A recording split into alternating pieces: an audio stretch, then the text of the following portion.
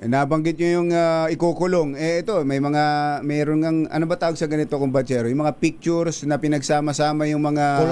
Collage.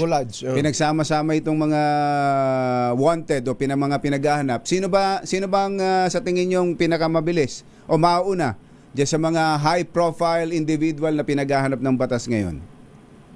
Well, dapat si Ombudsman ang tanong nyo kasi personally hindi ko alam. Pero tingin ko yung mga Gary V. Boys so mauna dyan talaga eh. Gary V. Boys. Yung di na natuto. Ganon ba? Tama ba yung hula ko?